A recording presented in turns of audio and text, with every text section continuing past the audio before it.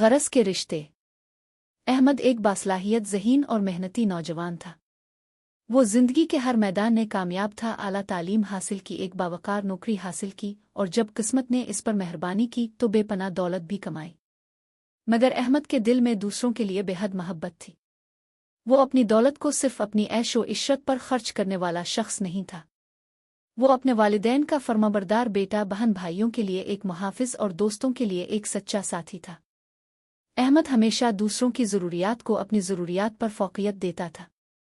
इसने अपनी बहनों की शादियों पर दिल खोल कर खर्च किया, अपने भाइयों को कारोबार में मदद दी और अपने वालिदैन को हर मुमकिन आराम फराहम किया। अगर किसी दोस्त को माली मदद की ज़रूरत होती तो वो बिला झिझक हाथ बढ़ा देता।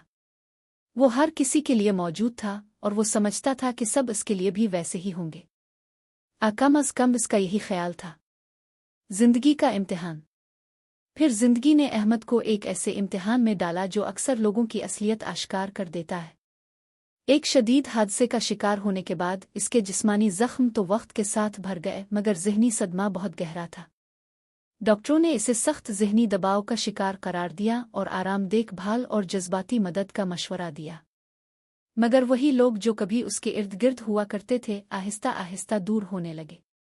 इब्तिदा में सब ने हमदर्दी दिखाई, लेकिन जब उन्होंने देखा कि अहमद पहले जैसा नहीं रहा, न कमाने के काबिल न मदद करने के काबिल, तो आहिस्ता आहिस्ता सब ने किनारा कशी इख्तियार कर ली।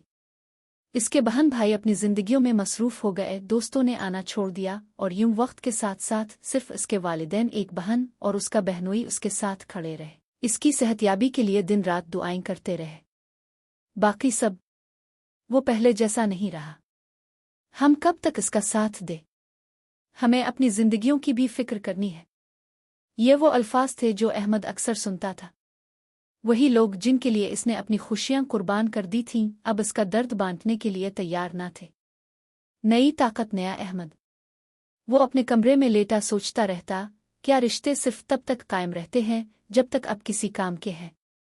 क्या मोहब्बत, इज्जत और खुलूस सिर्फ एक लेनदीन का नाम है? क्या दुनिया वाकई इतनी बेरहम है? मगर अहमद ने हार नहीं मानी। इसने इलाज करवाया, मुश्किलात का सामना किया और आहिस्ता आहिस्ता खुद को संवारा। इसके अंदर एक नई ताकत पैदा हुई, एक ऐसी ताकत जिसने इसकी पुरानी कमजोरियों को मिटा दिया। और फिर वो दिन आया जब अहमद मुकम्मल तौर पर सेहतयाब हो गया। इसने दोबारा काम शुरू किया, अपनी सलाहियतों को साबित किया और पहले से भी ज्यादा कामयाबी हासिल की। वो अपना खोया हुआ मकाम, इज्जत और दौलत वापस हासिल करने में कामयाब हो गया। और जैसे ही वो कामयाब हुआ, वही लोग भी वापस आ गए। अहमद भाई, हमें आपकी बहुत याद आती थी। भाई, जिंदगी आपके बगैर अधूरी लगती थी। हमें हमेशा यकीन था कि आप वापस आएंगे। वही बहन भाई जो कभी इसे बोझ समझते थे, अब इसके करीब रहने के बहाने ढूंढने लगे। वही दोस्त जो बहाने बनाकर गायब हो गए थे, अब हर लम्हा साथ रहने की कोशिश करने लगे। मगर अहमद अब पहले जैसा नहीं था। अब वो जान चुका था कि दुनिया की मोहब्बत अक्सर खुद गरज होती है। इसने अपना दिल साफ रखा, मगर वो अब नासमझ नहीं रहा था। अब वो जान चुका था कि कौन वाकई उसके लिए था और कौन सिर्फ अपने फायदे के लिए। सबक: दुनिया बदल सकती है, मगर तुम्हें नहीं बदलना चाहिए। अहमद की कहानी हमें एक गहरा सबक देती है। लोग आपके साथ होते हैं जब तक उन्हें आपकी ज़रूरत होती है, और जब आप कमज़ोर हो जाते हैं तो वो दूर हो जाते हैं। मगर असल इम्तिहान ये नहीं कि दुनिया आपके साथ कैसा बर्ताव करती है, असल इम्तिहान ये है कि आप कैसे जवाब देते हैं।